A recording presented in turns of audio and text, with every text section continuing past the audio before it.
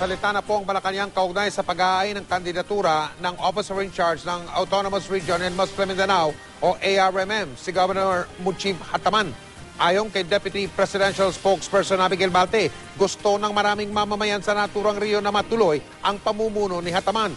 Salungat yan sa naunang sinabi ng palasyo na hindi tatakbo sa eleksyon 2013 ang itinilagang OIC Governor. Giit naman ni Hataman na mismong si Pangulong Aquino raw ang naghikayat sa kanya na tumakbo. Makakalaban niya si dating Sultan Kudarat Governor Pax Maguindanao at ang re-electionista na nagtatag ng Moro National Liberation Front, MNLF, yan si Nur Miswari. Tayo sa pangako natin na dapat hindi tayo magpapatakbo. Kung mismo ang Pangulo ang magsabi sa'yo, hayaan mo ako ang lulunok sa mga sinasabi ko. Paano ko tatanggihan? Paano ko tatanggihan ang ganong pahayag ng Pangulo? I'm not aware of that, if it was really the President who asked it. Thank you. We've seen the reform also that has been put in place in the short span of time that the OIC has been appointed.